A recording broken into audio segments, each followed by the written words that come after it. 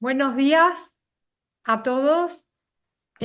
Continuamos con nuestro programa En Clave de Historia, Multicanal Radio, y este es ya nuestro sexto programa. Yo espero que os esté gustando.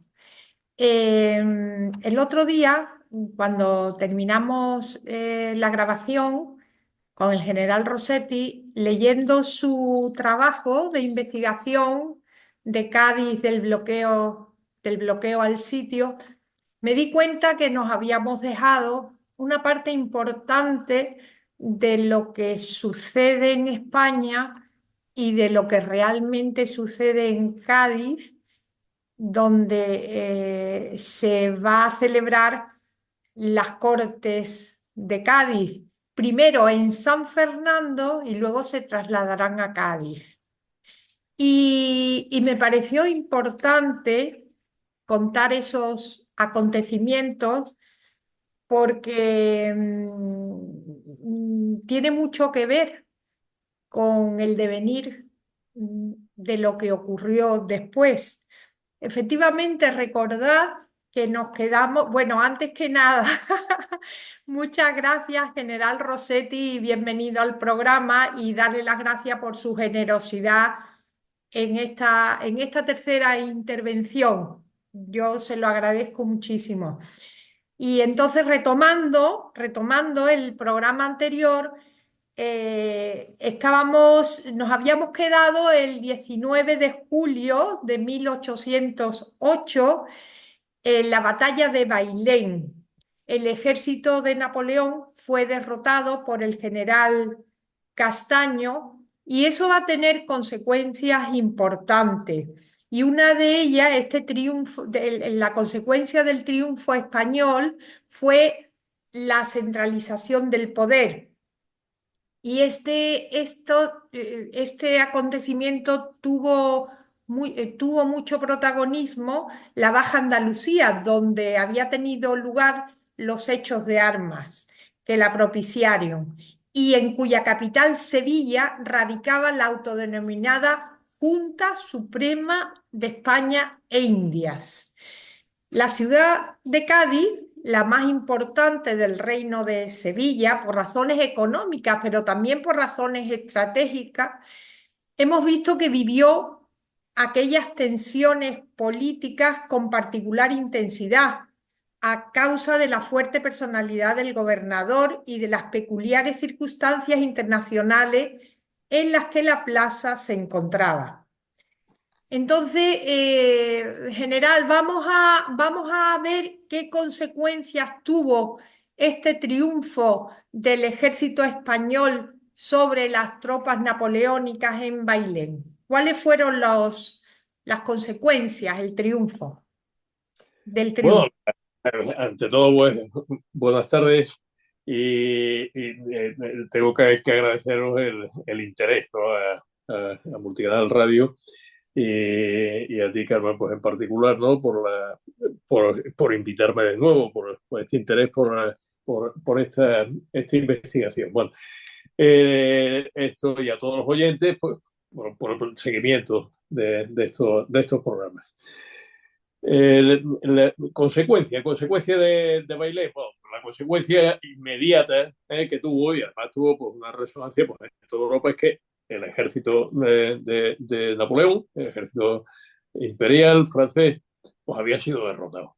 O sea, el invencible ejército pues había resultado vencido. Claro, esto era algo que a Bonaparte pues, no le gustaba nada, porque claro, se mantenía entre otras cosas porque por su, digamos, autoridad en el campo de batalla y eran los suyos que habían sido derrotados. Entonces tuvo como consecuencia, desde el punto de vista de los franceses, ¿no? Que tenían que tomarse en serio la campaña de la península, la guerra peninsular. Para nosotros sería pues una guerra de independencia, ¿no?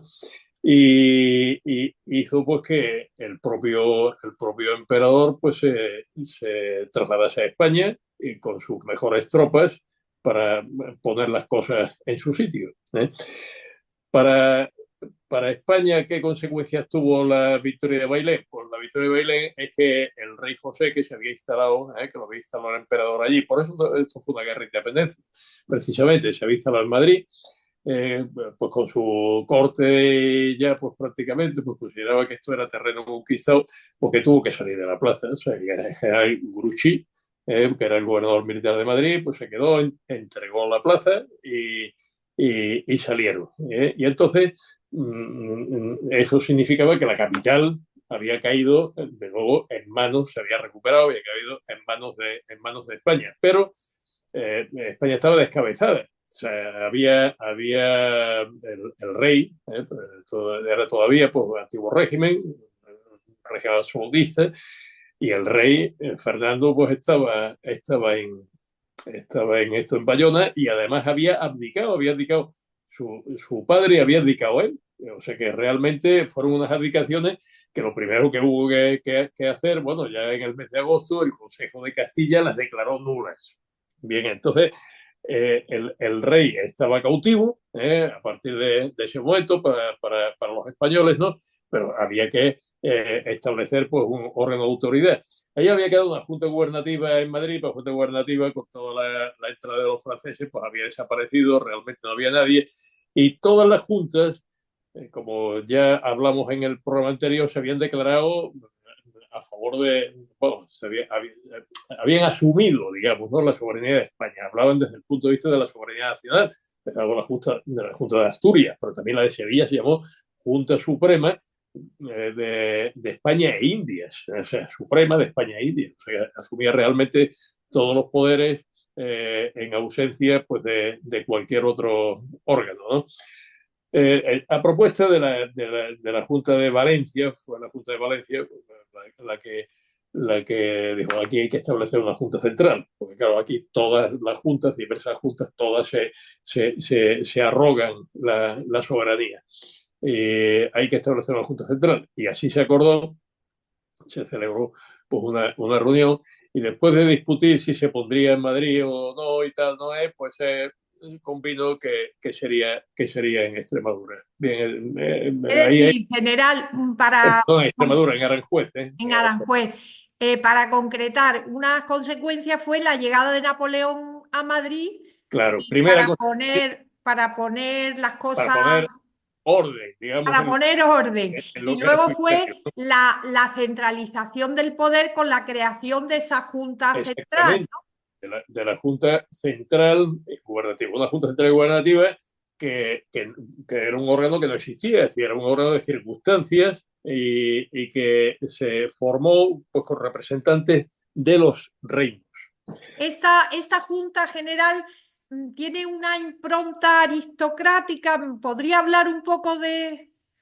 Sí, bueno, podemos repasar un poco pues, quiénes fueron sus miembros, ¿no? Porque, bueno, dijimos también en el programa anterior que en España que no había, cuando hablamos de partidos, ¿no? Pues hablamos de partidos, pero unos partidos informales, no partidos como hoy pues, se conciben y tal, ¿no?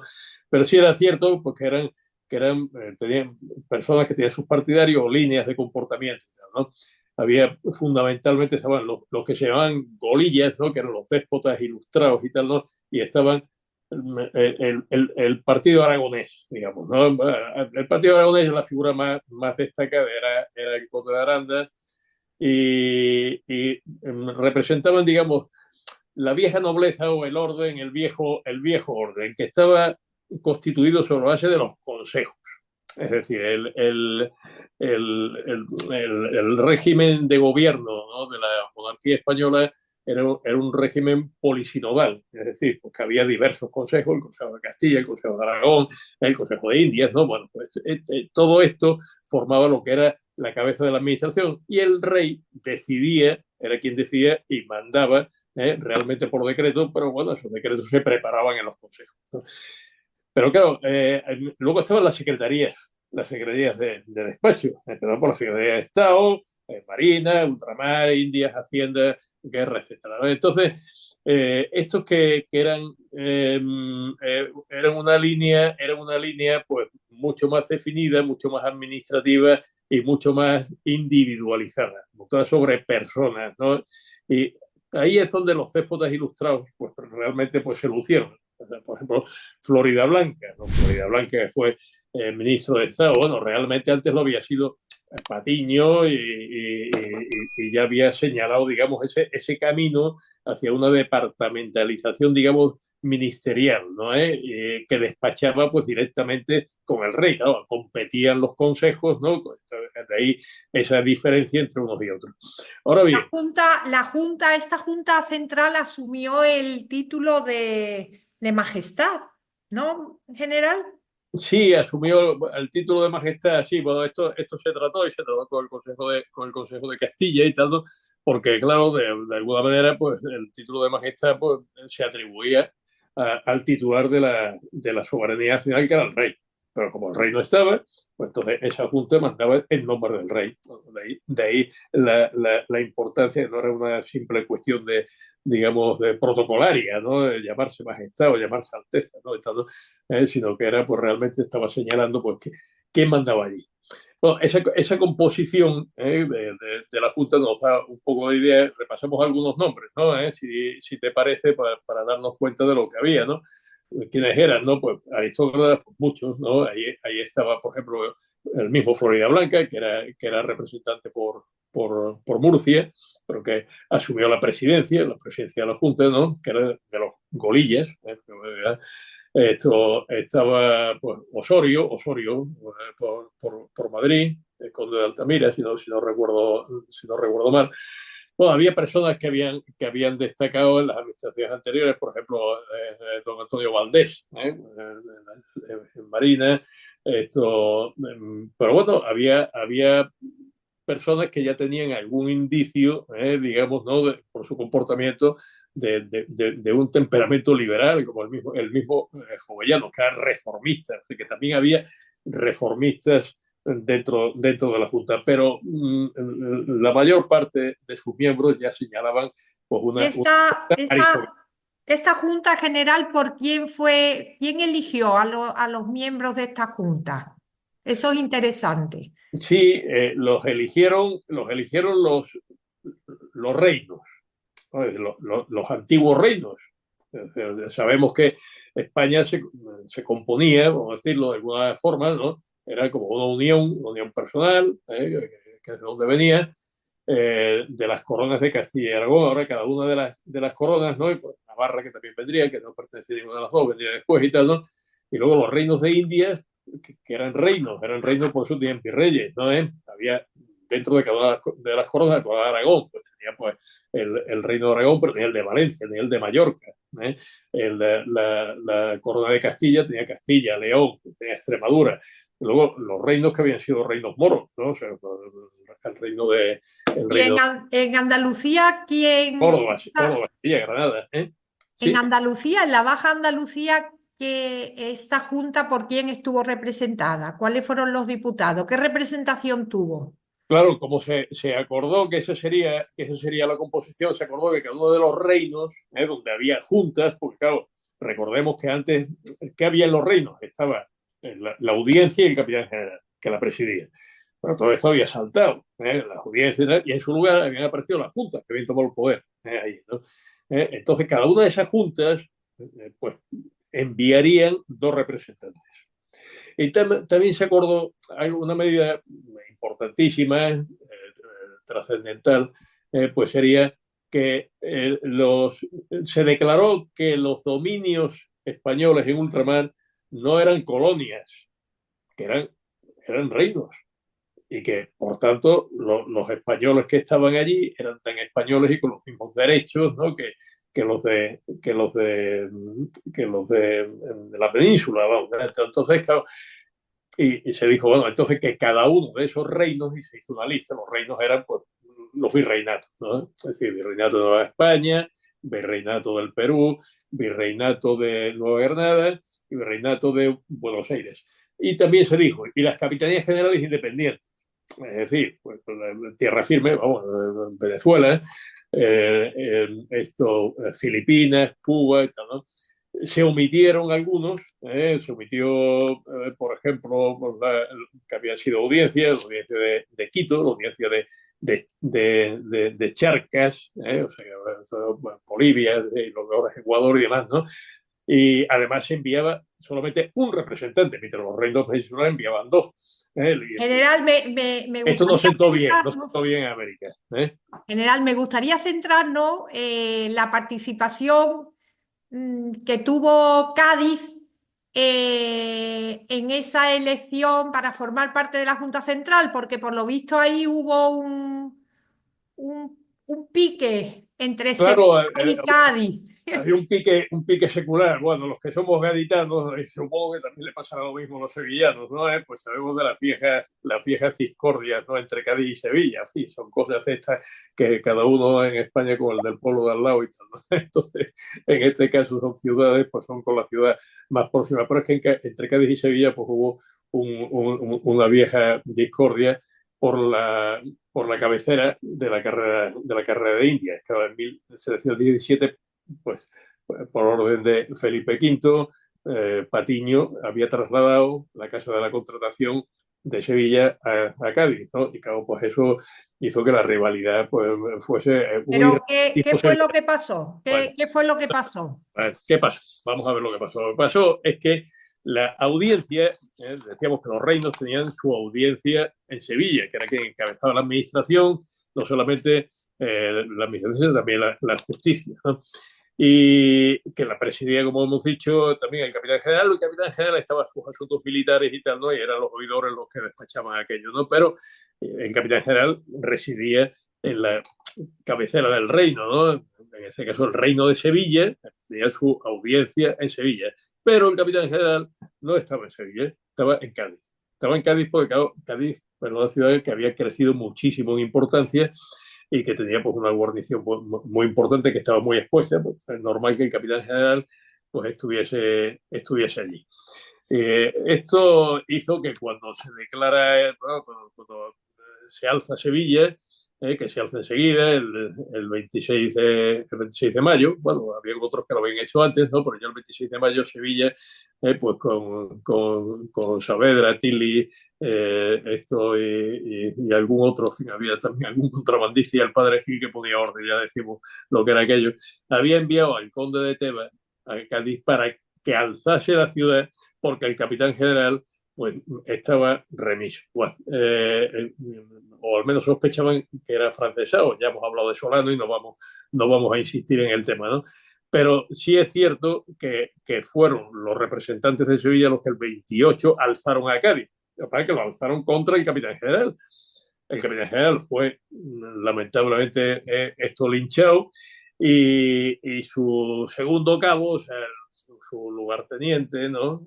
Pues que era Morla, fue el que asumió. Morla, mucho más político, consiguió hacerse con el control de la situación y si a Solano no le habían dado una semana para siquiera, ¿no? Pues para prepararse para atacar a la escuadra francesa, pues a él le dieron pues casi mes y medio, ¿eh? O sea, porque que realmente hasta el 14 de julio no se rinde la escuadra de Rosellí.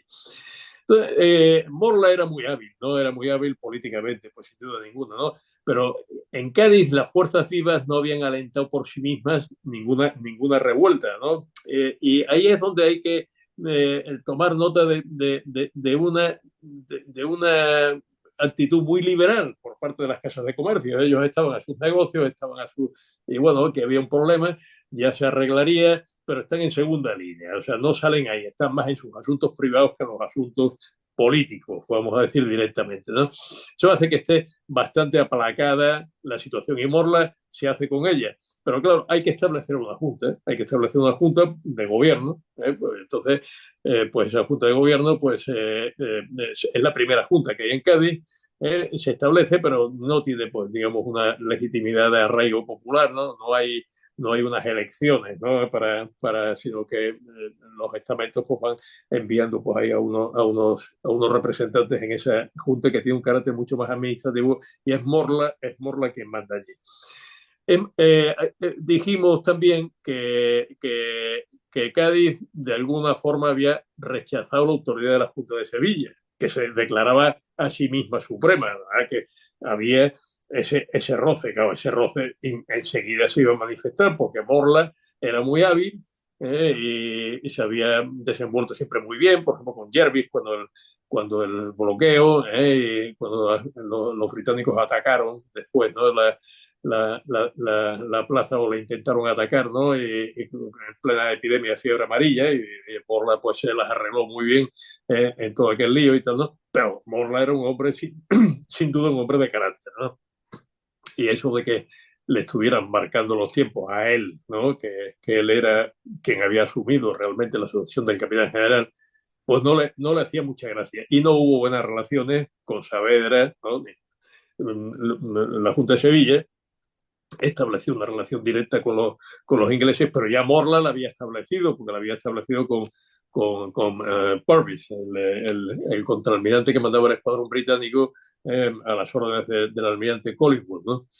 Y bueno, pues ese roce se va a manifestar. ¿Y dónde se va a manifestar? Pues precisamente en el momento en que se constituye la Junta Central. Ahí quería yo llegar. En Porque, el claro, momento que se constituye la Junta Central, a la hora de elegir los representantes diputados, se obvia Cádiz, o sea, se pasa de claro, Cádiz. digamos que con cierta razón por el criterio general que se había establecido, es decir, se había dicho pues que por cada uno de los reinos habría dos representantes y claro, Cádiz va a enviar sus dos representantes y le dicen alto, no enviéis representantes porque Cádiz no es reino. Cádiz pertenece al reino de Sevilla. Ah, quien ríe último ríe mejor, o la venganza se sirve fría, ¿no? Eso fue así. Bueno, Cádiz protestó, Morla protestó, a Morla lo nombraron, claramente se lo quitaron de encima, lo nombraron gobernador militar de Madrid y se marchó. O sea, Y lo que la Junta Central vino a decir, que Cádiz, al pertenecer al reino de Sevilla, ya estaba representada ya por Sevilla. estaba por los de Sevilla, pero Cádiz decía Y que ni eso causó mucho malestar en pero Cádiz. claro, causó mucho malestar porque de hecho había habido alguna ciudad importante donde había habido junta y había enviado representantes. Entonces, claro, pues Cádiz se sentía postergada, pero es que de hecho la había postergado, o sea, la verdad, las cosas como son. Se llegó a acordar que, bueno, sí, que manden representantes y que en Madrid hablen del asunto y tal, ¿no? Pero cuando llegaron allí los diputados, bueno, los delegados por Cádiz y tal, ¿no? Dijeron, bueno, ya os podéis volver, coger el talgo de vuelta, que aquí no tenéis nada que hacer. O sea, que estaba representada Jaén, ¿eh? Granada y Sevilla. Y Cádiz Claro, como se consideró que reino era de Granada, reino de Sevilla, pero estaba representada Córdoba también. también. También está, claro, pues por eso que decía, bueno, ¿y qué me decís de Córdoba, no? O sea que eso pues causó un hondo malestar, ¿no? Ya esto Morland no podía hacerse eco de él, porque de ese malestar, porque ya estaba en Madrid, y fueron los gaditanos los que se quedaron ahí, pues, con su junta y con su gobernador militar, que fue el general Jones, ¿no? O sea, a Morla, perdón, general, a Morla lo mandan a Madrid y ¿quién lo sustituye? el general Jones. Muy Y bien. bueno, veremos que Jones va a tener una intervención a continuación, pero bueno, eso cuando, si te parece, lo hablamos, ¿no? Cuando terminemos Y, con esto. y Bien, o sea que la cuestión que quede clara sí, es que esa tensión que hay entre Cádiz y Sevilla se Cádiz va y a Sevilla. estar en la formación de la Junta Central. Muy bien, eso es muy, muy interesante. Es decir, en ese momento ya se ha formado la Junta Central y desde el punto de vista ideológico ya nos ha dicho cómo era, ¿no? Ideológicamente la Junta Central. Pero ¿qué diferencia había con la de Sevilla? ¿Eran Bueno, también yo creo, ilustrados, reformistas o había... vamos a ver, yo creo que había más presencia de golillas, es decir, de reformistas ilustrados en la Junta Central que en la Junta de Sevilla. La Junta de Sevilla se formó, o sea, la que se llamó Suprema, esa primera Junta de Sevilla, pues se formó de una forma más o menos espontánea con ocasión de eso, pero fue como esos ajustes de cuentas locales. En Sevilla había aristocracia, en Cádiz no había apenas aristocracia, ¿no? Pero en Sevilla sí la había. Y entonces, claro, eran unas élites que se impusieron sobre las otras. Es decir, ¿quiénes estaban allí? Pues las élites godoyistas, ¿no? Que eran las que estaban con Godoy, ¿no? Durante su gobierno, su largo valimiento, ¿no? Y cuando Godoy pierde el poder, ¿no? Agustín Aranjuez, los Reyes y demás y tal, ¿no? Entonces, es el momento de ajuste de cuentas en Sevilla. Entonces, van a ser, pero son de la misma clase, que son también aristócratas, entonces no son reformistas, ni mucho menos liberales, los que se establecen allí, aunque hay un poco de todo, y decimos como hay hasta un contrabandista, ¿no? Destacado que, por cierto, al final acaba preso. Bueno, entonces son curiosidades, ¿no? Pero Leyendo, las dos juntas son parecidas en su formación, es decir, ahí hay eh, lo que pasa es que en la central hay más reformistas que realmente Sevilla no está en eso, no está Saavedra, que en cierto modo pues sí ha pertenecido a la administración anterior, ¿no? Pero de una forma más o menos fugaz y tal, ¿no? Y cuando lo nombraron secretario de Estado y duró muy poquito, precisamente por su actuación en política exterior y tal, ¿no? Por su actitud. Pero bueno, esa era la cuestión. En cambio, en la central había personas muy destacadas en este sentido y también algunos, como Jovellanos, que eh, tiene, eh, ya tiene un comportamiento, algunos dicen protoliberal, pero claro, hay que decir, dejaros de protoliberal. O sea, ya tenía pues, una mentalidad liberal y eso se aprecia por su correspondencia, ¿no? Que eso está. es interesante. Es importante también que nos cuente, porque lo cuenta en su investigación, la aportación que hicieron los gaditanos a la defensa de España.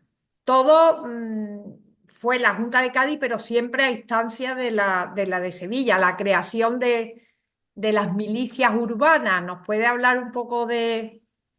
Sí, bueno, las milicias, vamos, Cádiz es una ciudad insular.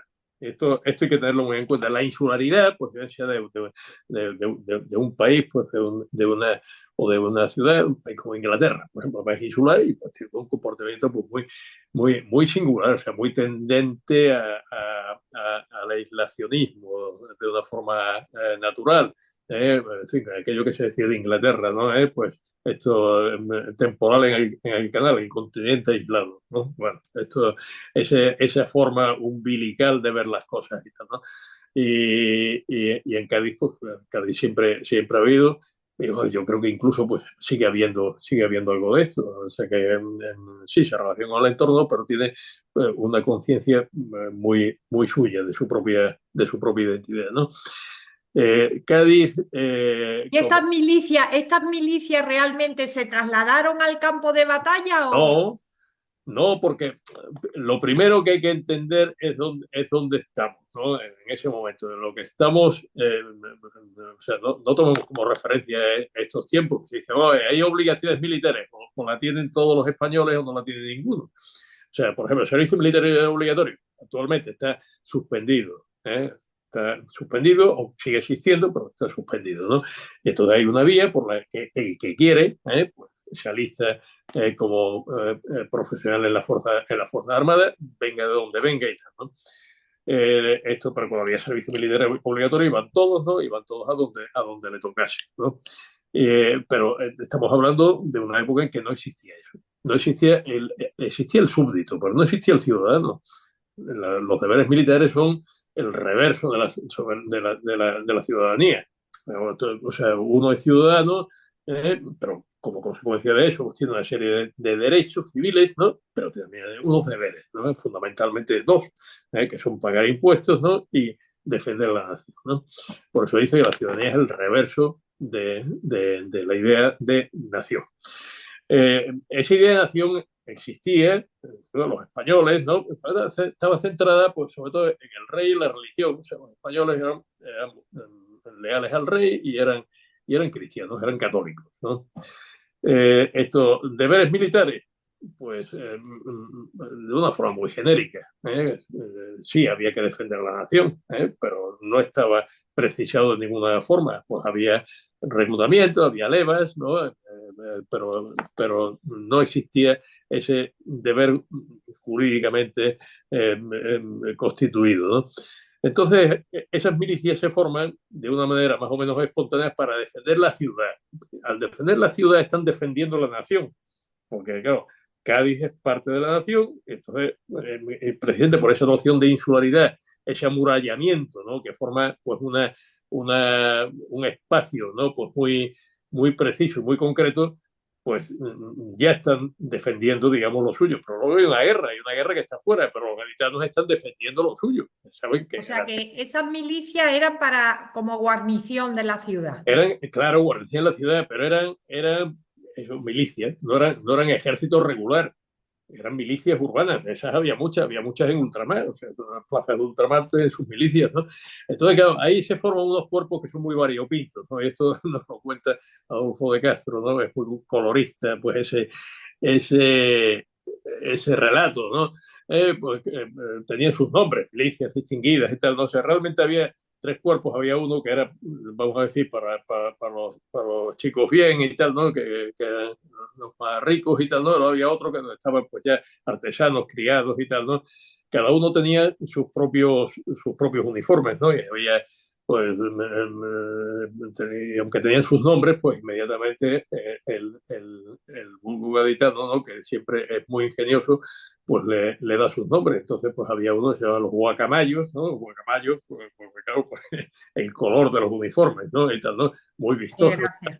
Que a los más ricos luego estaban los cananeos, ¿no? Porque por lo que sea, pues recordarían a cananeos.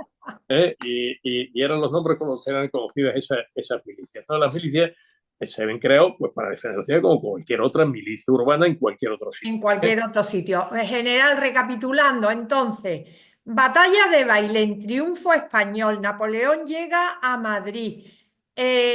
Consecuencia, la centralización del poder con esa creación de la Junta Central Suprema, que vamos a ver que la ofensiva francesa va a ser tremenda a partir de ese momento. Y entonces la Junta de Aranjuez se va a tener que refugiar en Sevilla.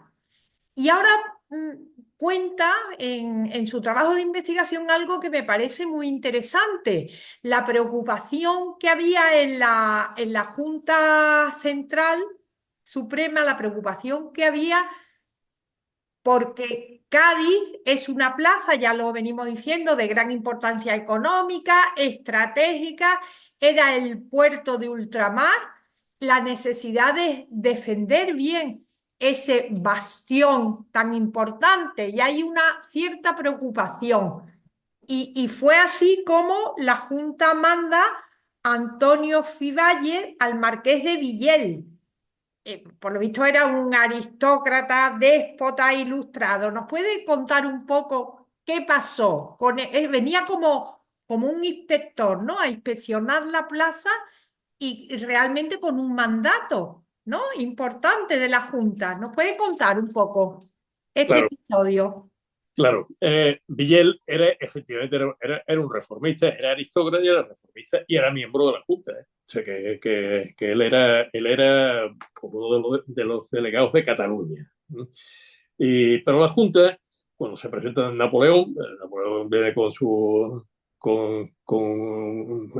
cuerpo, vamos, que se une a las tropas que ya tiene aquí, eh,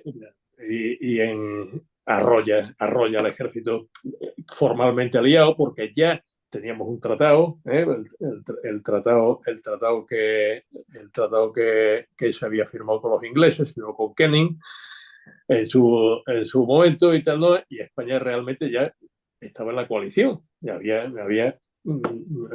había incorporado a la que era entonces ya la quinta coalición, era en Inglaterra, Austria, Portugal y España, o sea que estaba allí pues casi como si dijéramos en la mesa camilla, porque todos los demás estaban ya derrotados, ¿no? Y bueno, en ese momento ya estaban las tropas británicas en Lisboa, al mando de Wellesley. Y Wellesley, el futuro duque de Wellington, pues tenía que concurrir con el ejército de Castaños para hacer frente a Napoleón, pero el duque, el que sería duque después, el general Wellesley se toma su tiempo y cuando aparece, pues ya Castaños ha sido derrotado. Las tropas españolas son derrotadas en Somosierra por Napoleón y ya pues el 30 de noviembre, creo que es el 30 de noviembre, y el día 6, el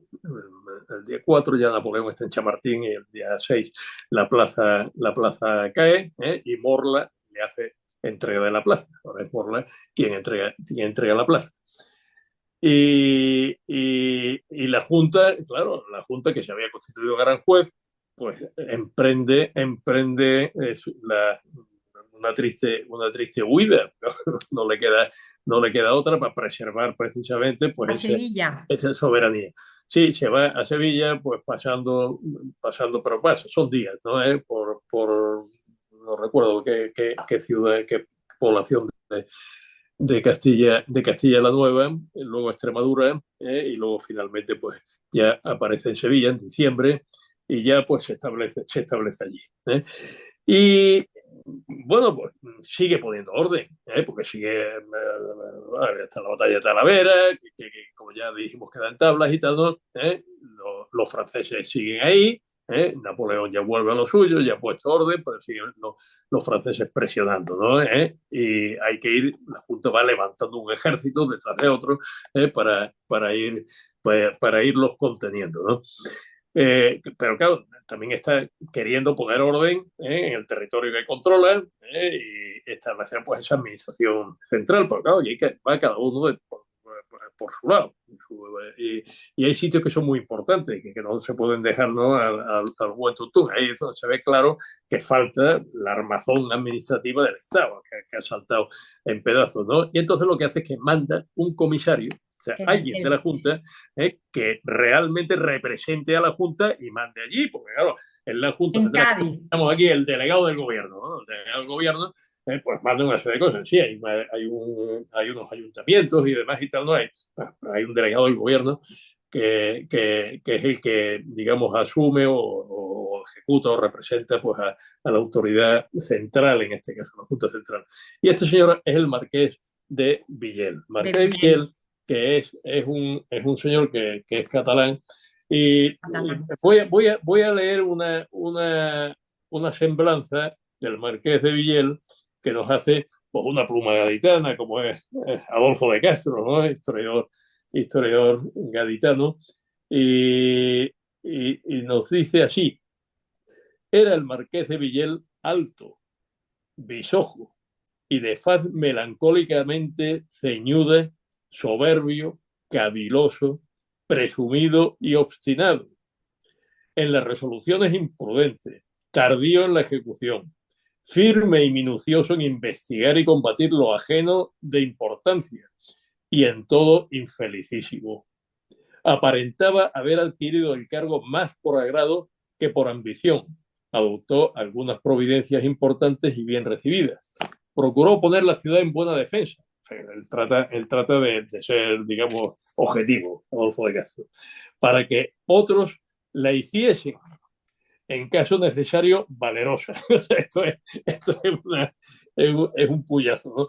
Pero al propio tiempo molestaba al vecindario con su manera de gobierno, privaba de la libertad civil a todos, mezclábase en los asuntos domésticos, prohibía las tertulias y bailes, ¿no? Y imaginemos lo que... A los Esto gaditanos prohibirle algo.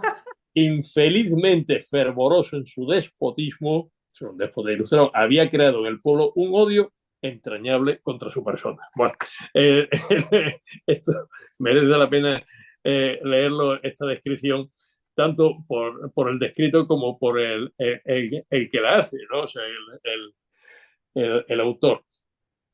¿Y cuáles fueron las actuaciones de Villel desde el punto de vista de organizar la defensa de Cádiz?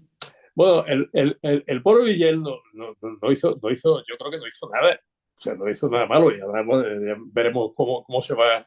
Pero claro, cayó muy mal, tenía muy poca mano, ¿no? O sea, estaba haciendo mal, se le veía como alguien ajeno, pero nada, como era el representante de la Junta Central y los gaditanos habían quedado marginados, se habían marginado por la Junta Central, pues era el representante de quien lo había marginado. O sea, que Claro. realmente ya venía muy mal, tenía que tener mucha habilidad, ¿eh? Y él no era un Morla, o sea, que no tenía esa mano que tenía Morla, ¿no? Entonces pues No tenía todo ello, empatía, como se dice entonces ahora. le empiezan a atribuir pues toda clase de conspiraciones, ¿no? O sea, se ponen en plan conspiranoico, ¿no? Y ahí es donde empieza a aparecer, y eso se aprecia en los documentos, porque esto es muy importante, ¿no? Porque es el núcleo de esta cuestión. Ahí, ¿qué es lo que pasa? Porque tenemos distintas fuentes que las podemos cotejar, o sea, pueden cruzarse, ¿no? Con lo cual, pues se va afirmando pues, una línea como una verdad, digamos, descubierta de alguna forma, ¿no? Hay cosas que hay que intuir, ¿eh? Y bueno, ahí hay fuentes que son interesantes ahí y es interesante coger. Primero, la correspondencia de las casas de comercio gaditanas. La correspondencia, porque ahí hay verdaderas crónicas de lo que está sucediendo. Es como si nos estuvieran televisando en directo la guerra, como pasa ahora, ¿no? Que pone uno la CNN y ahí sale y tal, ¿no? Bueno, pues esas cartas de comercio tienen ese valor. En las casas de comercio, ¿qué predominaba entre esas familias? Predominaba ya una mentalidad liberal. O sea, eran liberales sin saber que eran liberales. O sea, porque estas cosas se van formulando pues, después, ¿eh? De alguna forma se van concretando, ¿no? Pero eran liberales en sus comportamientos, es decir, se preocupaban de sus negocios, ¿no? Y querían estar representados en el gobierno. Pero no era exactamente lo suyo, no era su ambición, en este caso, el que estuviera gobernando se hubiera dedicado a eso, sí, si lo delegaban y representaban para llevar sus vidas adelante, ¿no? O sea que esto es algo que hay un discurso de Constant que es muy interesante, que va de la libertad de los antiguos y de la libertad de los modernos, ¿no? De los modernos antiguos, los atenienses. ¿Qué querían? La libertad era gobernar la ciudad. Los modernos, ¿en qué consiste la libertad? En poder dedicarte a tus cosas, estar libre de dedicarte a tus cosas y que no te carguen con cuestiones de la colectividad, que eso se delega en unos representantes. Bueno, esto ya hay una mentalidad liberal ahí. Luego, si recordamos lo que eran las milicias, ¿no? De que estamos hablando hace un momento, ¿no? Estaban muy apegadas a la ciudad y eran gente que eran de allí, o sea, digamos, los jóvenes de todas estas familias, pero de todas las familias de toda la ciudad, porque en Cádiz había armonía, o sea, en Cádiz había bastante armonía social, quizá porque había poca aristocracia, sí había burguesía y no era una ciudad muy aferrada, pues, digamos, a los estamentos, ¿no? Y luego estaba el clero, que el clero aplacaba, digamos, ¿no? Y matizaba mucho las cosas y tal, ¿no? Entonces, una ciudad que estaba bastante, en este aspecto, bastante unida y no era una ciudad, digamos, con conflictos, digamos, sociales internos, ¿no? Pues no había paro, no había hambre, tanto es así que en las puertas de la ciudad, pues a los que venían de fuera, venían en plan mendicante y tal, ¿no? Se les echaba para que no entrasen y tal, ¿no? Entonces, bueno, pues en este contexto, pues hay una segunda fuente que también es muy interesante, ¿no? Que son las cartas de Jovellanos, porque Jovellanos desde Sevilla, claro, él tiene correspondencia con Lord Holland, ¿no? Que es liberal inglés, ¿no? Esto está publicado bueno, ya hace muchos años por Julio Somoza, es lo que se llama pues, una fuente terciaria, ¿no? Pero que ahí viene pues, toda esa correspondencia donde se aprecia la visión que se tenía desde la Junta Central de lo que pasaba en Cádiz.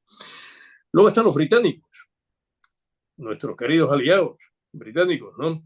Y los británicos están muy preocupados por Cádiz, porque igual que están preocupados por Lisboa, pero en Lisboa están, porque están allí, pues están atrincherados allí, después de la batalla de Talavera, pues cogen el camino y la carretera de Extremadura y se van y se van a Lisboa, ¿no? Y allí pues se estableció un campo trincherado. Pero les preocupa Cádiz, porque Cádiz es una ciudad muy importante. Si cae en manos de los franceses, pues claro, se perjudica mucho por la relación con América, o sea, es una baza, ¿no? Para los franceses esto es importante y es una vía de retirada de su propio ejército o una vía de penetración de su ejército, ¿no? Entonces dice, ¿y qué hay en Cádiz? No, en Cádiz, bueno, yo quiero verlo. Entonces mandan a un representante. Ese representante, que no recuerdo mal, el coronel Smith, pues hace su informe y dice, bueno, aquí lo que hay es poca artillería, poca gente que entiende de esto, sí, hay muchos cañones, pero después bueno, no están servidos, ¿no? Y luego están las milicias. ¿Y qué es eso? ¿No? Pues son unos que son soldados de fin de semana, ¿no? Y dice el general, y dice, bueno, pues eso está más bien en plan precario, ¿no? Entonces él ofrece a la Junta, por medio del embajador, el embajador de Su Majestad Británica en la Junta Central, pues ofrece una guarnición británica. Y la Junta dice, La Junta de Cádiz. no, a la Junta No. Central. Ah, la Junta Central. La Junta Central le dice a los británicos una guarnición británica en Cádiz. Y dice, yo no voy No, a acuerdo de no. Gibraltar. No. No, porque puede pasar lo de Gibraltar. Claro, no queremos británicos en Cádiz. Tampoco los gaditanos quieren británicos en Cádiz. O sea, no, de ninguna manera, ¿no? No. Vienen aquí y tal, ¿no? Y entonces, pues bueno, empiezan con ese forcejeo. Bueno, pero es que esto no está. Y venga a presionar al embajador y tal, ¿no? Y entonces ya dice la Junta Central, bueno, bien, vamos a ponerle una guarnición. Vamos a mandarle una guarnición del ejército regular que se haga cargo de la defensa y a las milicias pues las sacamos de allí y las mandamos al frente. Bueno, esta es la cuestión. Vamos a poner una A guarnición las milicias gaditanas. de verdad y a las milicias al frente, ¿no? Y que allí hagan su trabajo, que para eso son jóvenes. Bueno, claro, como la Junta siempre andaba escasa de tropas, por eso quiere mandar a las milicias, ¿no? Y ¿Qué por se le otra parte, ocurre? ¿Qué se no le quiere, ocurre mandar? claro, no quiere deshacerse de, digamos, de lo más granado del ejército, ¿no? Claro. Y claro, dentro del ejército francés había unidades que estaban formadas por distintas naciones que estaban invadidas por Napoleón y que, bueno, que se habían unido de grado a la fuerza, se habían unido a sus banderas y tal, ¿no? Luego, pues servían allí, pero claro, no eran franceses, no estaban identificados con aquello. Y entonces eran frecuentes las deserciones, ¿no? Y entonces hay un regimiento polaco. Ay, sí, como, mira, voy a leer lo que cuenta el general en su investigación. La Junta había decidido asignar a la plaza como guarnición un batallón de cazadores cuyos efectivos habían sido reclutados entre desertores polacos del ejército francés. ¿Es así, general? Claro, es así. Y entonces a ese batallón es el que decide pues, enviar a Cádiz y lo envían y se presenta ante el fuerte de San Fernando. Y bueno, hay alguna anécdota curiosa de esto, pero en fin, no sé si tenemos tiempo de contarla.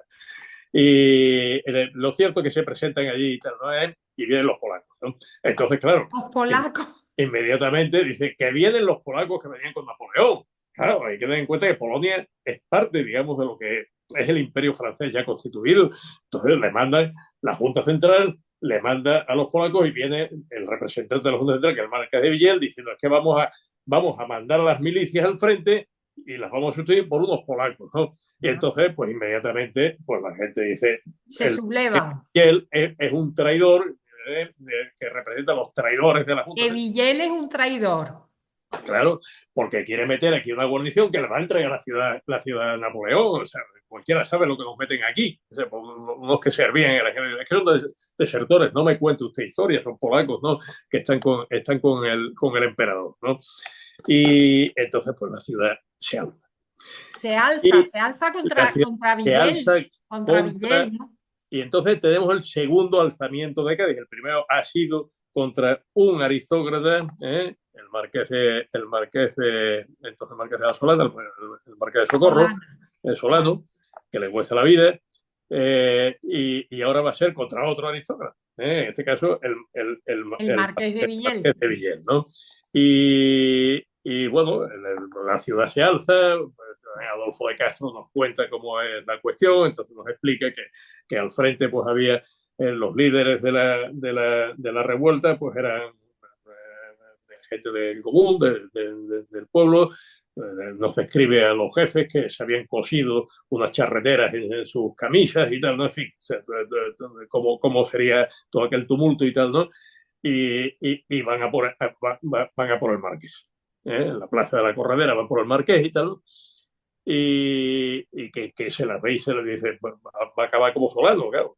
Lleva la cosa pues el mismo camino. El mismo camino que Pero Solano. entonces hace su aparición el sargento mayor del cuerpo de milicias distinguidas, ¿no? Sargento mayor, los militares saben perfectamente lo que era el cargo de sargento mayor, después se vaya mayor a secas sin sargento, era el teniente coronel, o sea, era, como diríamos, el jefe de la plana mayor, el segundo jefe del cuerpo y tal, ¿no?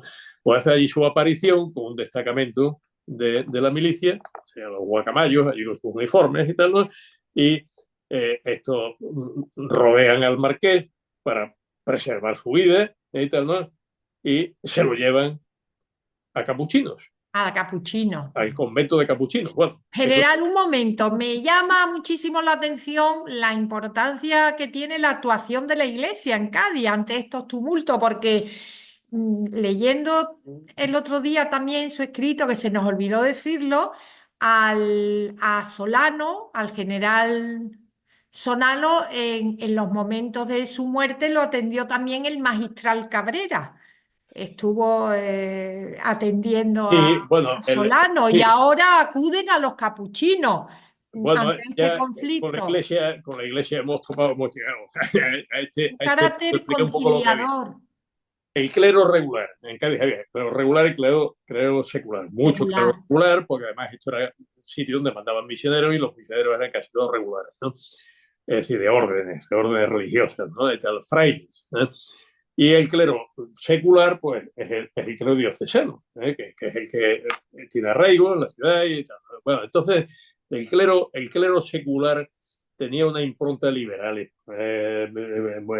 clara, porque, claro, por el ambiente en el que vivía, había mucho ilustrado y tal, ¿no? Entonces es muy diferente del clero regular. El clero regular era muy retro, digamos, ¿no? En este aspecto, ¿no? Y desde luego estaban contra los herejes franceses de la Revolución a muerte desde la guerra de la Convención.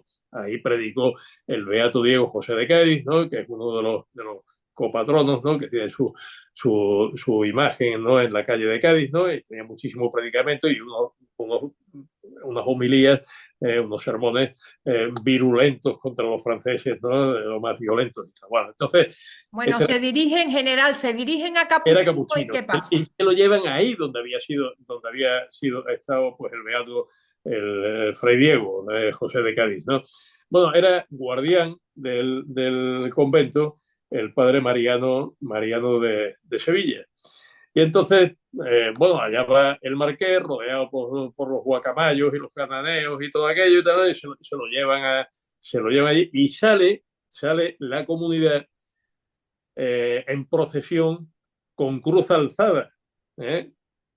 También para defender al marqués. O sea, wow, no hagáis esto, no cometáis este crimen, ¿no? Y, o sea, un poco este plan. Entonces lo cogen, lo capotean y lo meten dentro del convento y ahí se queda. Ya han quitado de en medio al marqués de Villel, ¿no? Ahora han quitado de en medio al marqués de Villel y lo han depuesto. Está depuesto. O sea, no hay derramamiento de sangre, pero está depuesto. No hay algún muerto y tal, ¿no? Por desgracia, pero bueno, el marqués salva la piel y está allí, pero no lo reponen en el cargo. Entonces, el padre Mariano de Sevilla, pues dice, bueno, esto aplacaos, marchaos a vuestras casas, ¿no? Aquí ya está, tal, ¿no? Entonces el pueblo dice, ¿y quién nos va a gobernar? Y entonces le dice, nombramos gobernador, le Al nombramos a usted, Capuchino, al al Capuchino. fraile, al padre Mariano. El padre Mariano en su vida se ha visto en otra, En y otra. entonces dice, bueno, yo solamente acepto el gobierno de la ciudad si cogobierno, si gobierna Con- conmigo el general Jones. Y entonces el pueblo dice que bueno, que de acuerdo, y ahí va. Hay un detalle general que la Junta de Cádiz la disuelven, ¿no? Bueno, la junta de Cádiz, que era una junta, digamos, administrativa, que estaba allí, que era un satélite pues, una de las exigencias del pueblo es que se disuelva. Recordemos que se ha formado por orden de la Junta de Sevilla. El pueblo lo que quiere es que se disuelva, ¿no? Y de hecho se disuelve. Y se registra la casa del Marqués de Villel. Pero hay otro documento, que también otra fuente que también es muy interesante, verla, que es cuando ya pasa todo, Villel pide que se rehabilite su memoria. Él no es un traidor, entonces pues hay un proceso. Entonces ese proceso pues está documentado, como es lógico y tal, ¿no? Está el atestado de todo y ahí viene. Entre los testigos hay unos milicianos, ¿no?, que cuentan la siguiente historia. Estábamos nosotros en la calle cuando vimos el tumulto que entraba en la casa del Marqués de Villel. Entonces nosotros, para preservar sus bienes y demás y tal, ¿no?, y sus documentos, pues nos vimos obligados a entrar en la casa y dispersarlos, ¿no?, y recoger los documentos. O sea que claramente se ve quién está manejando los hilos, porque claro, por medio de la milicia está manejando quién, los notables de la ciudad. Entre esos notables hay que tomar nota de alguien muy importante que es el síndico personero, porque el síndico personero, que es Tomás de Istúriz, es Tomás el de único, Istúriz. el único, Madre por mía. cierto, de quien se tiene certeza que era masón. O sea, era masón y tenía su casa, pues en la que actual Plaza de San Antonio, pues ahí donde está la sede del Casino Gaditano. Bueno, pues el síndico personero era, digamos, electo, él tiene un cargo electo, ¿no?, dentro de todos los regidores de la ciudad. Y son realmente los que toman, digamos, el poder administrativo. Pero ahora sigue digamos, el culebrón aquel, ¿no? Porque mientras tanto, el general Wellesley ha enviado desde Lisboa a uno de sus generales para que inspeccione la plaza y ya le manda con una guarnición que está fuera. Es decir, están empeñados en meter la guarnición británica, ¿no? Y claro, dicen los gaditanos, ¿no? Y ahí tiene pues, mucho que ver, ¿no? Pues, pues, como digo, los regidores que estaban en ello y tal, ¿no? Aquí no entran británicos. Aquí, bueno, que entren británicos que son amigos, pero de guarnición nada. Y entra el general Mackenzie, que es el que viene enviado por Wellington. Y ahí hay otra documentación interesante, que es la que está en los archivos del War Office británico, donde figura el parte de campaña que rinde a su regreso a Lisboa al general Mackenzie, ¿no?, al general Wellesley, contando lo que pasa. Entonces llega y se encuentra aquel cuadro, el gobernador de puesto y encerrado, las milicias que se han hecho dueñas de la ciudad, la junta disuelta y el pueblo en la calle, pues exigiendo el castigo de los traidores y diciendo que se han saboteado las defensas de la plaza. Y entonces le pide a los británicos que hagan una inspección de las defensas de la plaza a ver si es cierto que han sido saboteadas. Entonces el general Mackenzie se encuentra con eso y dice, bueno, pues vamos a ver las defensas de la plaza, ya que estamos aquí nos lo piden, manda oficiales suyos que junto con las milicias y los frailes pues inspeccionan la plaza, la artillería, a ver si han clavado los cañones, a ver si han hecho alguna barra basada ahí y tal, ¿no? Y certifican los británicos que no, que está todo bien, está todo en orden, y ya la cosa ya pues se va aplacando. General, Pero estamos ya en 1809 y estamos viendo que los franceses avanzan hacia el sur y entran en Andalucía y le sale al paso un ejército mandado por la Junta Central y la Junta Central se ve obligada a refugiarse en Cádiz. sí, Entonces, es la Junta Central la que va a nombrar a la regencia. sí, bueno, el ejército, efectivamente, el gran mérito de la Junta, es decir, hay que reconocerle, es su tesón, su voluntad de ir levantando un ejército detrás de otro. Ejércitos que habían sido derrotados, ¿no? Que se dispersaban, que pues, muchos de sus miembros no desertaban, pero simplemente pues, se iban a las guerrillas, ¿no? Y tenían que reconstruirlo todo, levantar otro ejército, y al haber conseguido levantar otro ejército, lo ponen al mando del general Areizaga, y el general Areizaga es derrotado en Ocaña. Y al ser derrotado en Ocaña ya se fuerza el Despeñaperros y ya entran los franceses en Andalucía, y la Junta Central está ya pues en sus últimos momentos, ¿no? Estaba ahí en Sevilla y tal, ¿no? Pero la Junta, hay que tomar nota de una cosa, de lo que ha pasado en Cádiz. En Cádiz, y hay que fijarse en Cádiz, porque Cádiz va a ser España, porque allí va a estar todo, allí va a estar refugiada la soberanía Los nacional. órganos de gobierno, todo. Claro, entonces lo que ha pasado en Cádiz es muy importante. Claro, Cádiz es una ciudad liberal, es una ciudad que es mucho más, claro, es mucho más europea, es mucho más cosmopolita, Cosmopolita. y ahí sí se da, digamos, las condiciones para que se dé una revolución liberal, y de hecho el poder ha cambiado de manos. Nos dice Artola que una revolución se caracteriza precisamente cuando el poder cambia de manos. Entonces es cuando de una forma no institucional, o sea, de una forma pues más o menos violenta. O sea, violencia tiene que haber, si no, no hay revolución, pero el poder cambia de manos para que esa revolución realmente se haya producido. Y de hecho, en Cádiz se produce. No hay una gran violencia. En vez de los filósofos atizando, por lo que están son los frailes moderando de alguna forma, pero sí ya hay dos aristócratas que han caído. Ha caído Solano y ha caído Villel. ¿Eh? Y Ya. ha caído la Junta, ha caído el representante de la aristocrática Junta Central, no se ha reconocido la aristocrática Junta de Sevilla, y ya están mandando allí los liberales. Entonces veremos que se va a constituir a partir de ahí una Junta de Cádiz, pero ya esa Junta de Cádiz va a ser electa. O sea, ya tenemos ahí el principio representativo propio de los liberales, ¿no?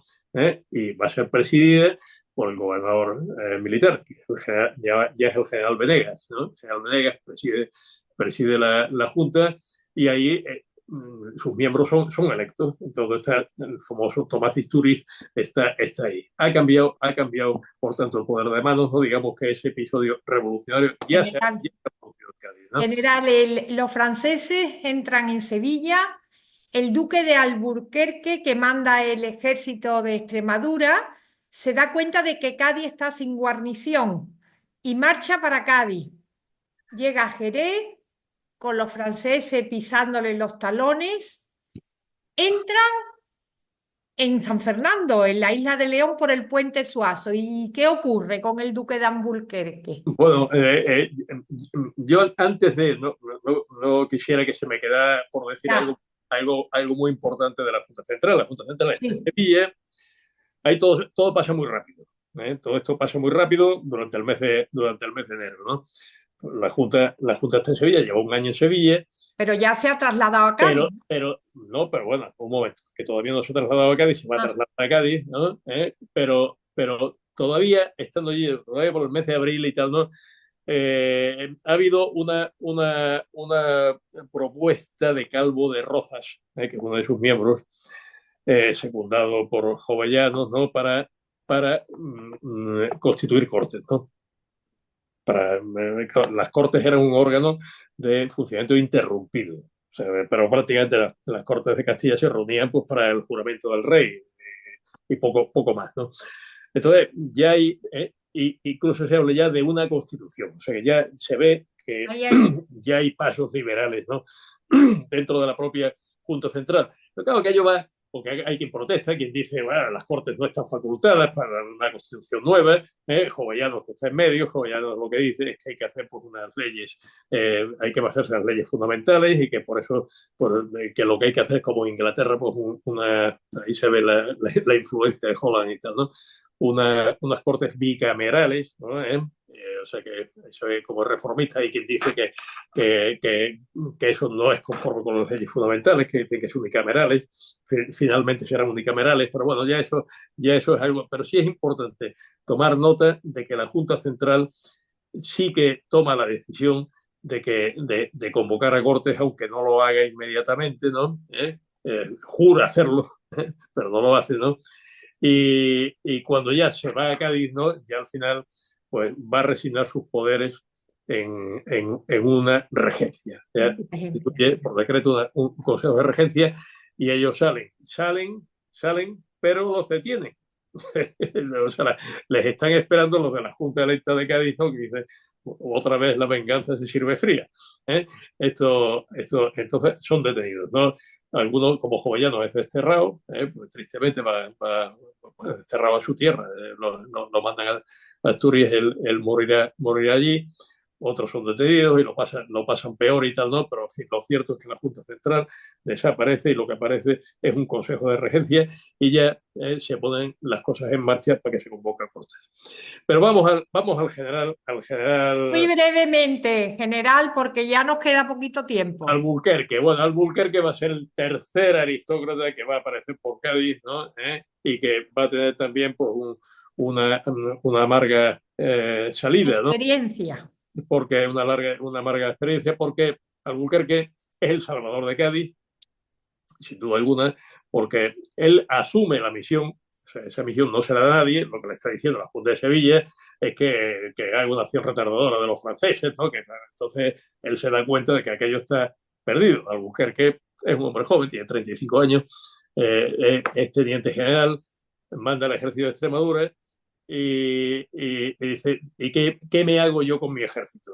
Ser derrotado, dispersado, o preservo su integridad para salvar lo que se puede salvar aquí. Lo que se puede salvar es Cádiz, porque Cádiz está amurallada, Cádiz está fortificada, y Cádiz no tiene guarnición suficiente, siguen las cosas como estaban y tal, ¿no?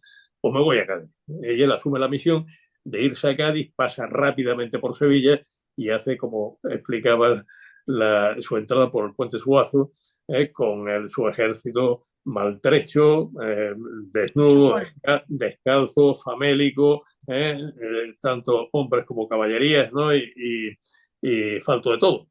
Y tras él se vuela, se destruye, se corta el puente Suazo y la ciudad queda Incomunicada. incomunicada. Y entonces, claro, él lo que presenta sus necesidades ante quién, ante la Junta de Cádiz. Bueno, aquí hay otro fenómeno curioso. Aquí hay un consejo de regencia que asume el poder ejecutivo y tal, ¿no? Pero la Hacienda, ¿quién va a asumir la Hacienda? Cádiz. La Junta de Cádiz. ¿Por qué? Pues las casas de comercio son las que tienen El dinero. dinero, tienen cash, tienen relación con América, ¿no? Exportan y bueno, Y el conocimiento no las también. pueden administrar. Y entonces él presenta sus necesidades ante la Junta de Cádiz. O sea, necesita pues todo, necesita vestuario, necesita calzado, necesita forraje para los caballos, alimentación, munición, necesita todo.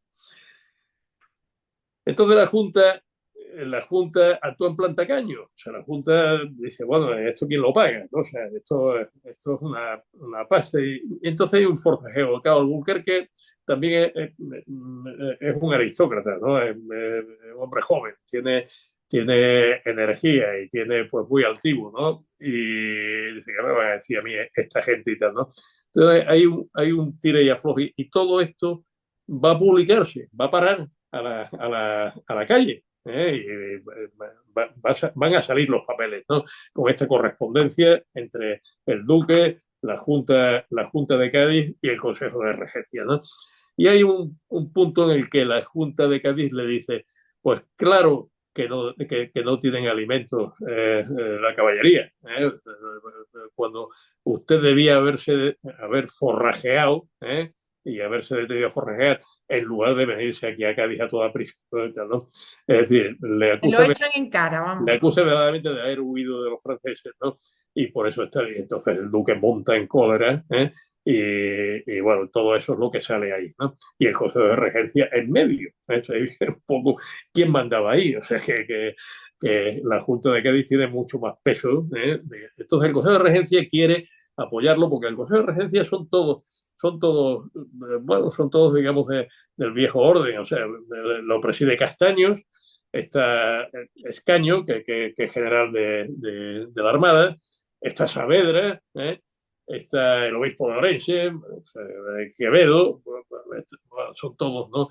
Y quiere respaldar al duque, pero no puede. Y entonces al final tienen que resolverse las cosas de una manera salomónica, pero muy difícil, ¿no? Muy dura para el duque, y es que es nombrado embajador en Londres, En para Londres, los de la guerra, que ya había un embajador, que ya hay un embajador, o sea que está claro que lo mandan allí de adjunto un poco de más, como desterrado, ¿no? le quitan el mando después, ¿no? Y bueno, ya como último episodio de esto, yo creo que con eso se cierra bien todo, ¿no? Se presenta el general Víctor, el duque de Bellune, que manda a las tropas francesas. Se ha quedado en dos sitios, se ha quedado en Matagorda y se ha quedado en el Pinar de los Franceses, ¿no? Los franceses. Trata de ir más allá, pero no puede porque está la marisma, y eso los que somos ciclistas, ¿no? Y recorremos toda esa marisma, ¿no? Nos damos cuenta del laberinto que es aquello, ¿no? Y de lo vulnerable que es un ejército, pues que tenga que avanzar pues siguiendo el arrecife, ¿no?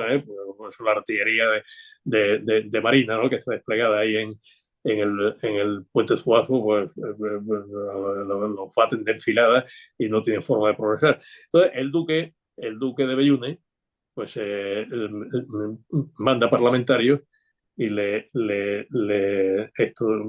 combinando a la ciudad a que se rinde y reconozca la soberanía del rey José.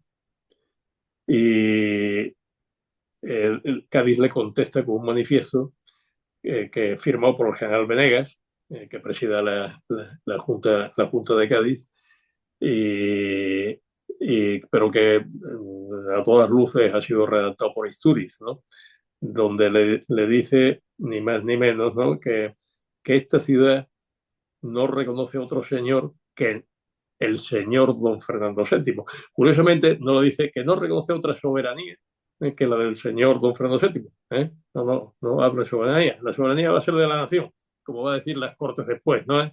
Ya, pero esa ya será otra historia. Muy bien. Y la copla popular de con las bombas que tiran los fanfarrones, nos hacemos las gaditanas tirabuzones. Ahí Bueno, no, eso otra será por cosa. los bombardeos, ¿no? Y la Lo cierto es que pérdida de plomo. Cádiz es una ¿Eh? ciudad, que lo cierto es que Cádiz es una ciudad sitiada en estos momentos, ¿no? Claro, ha Pues pasado. muchas gracias, general, por tan magnífica exposición de unos hechos que son de una enorme complejidad, y la verdad que relatarlo en 50 minutos pues es toda una heroicidad. Así que yo le agradezco muchísimo su intervención, y bueno, tengo que decir que estamos contentos con el programa, porque nuestra intención es contar la historia, acercarnos a conocer el hecho histórico. Por supuesto, conocer la historia de España en el siglo XIX con sus luces, pero también con sus sombras.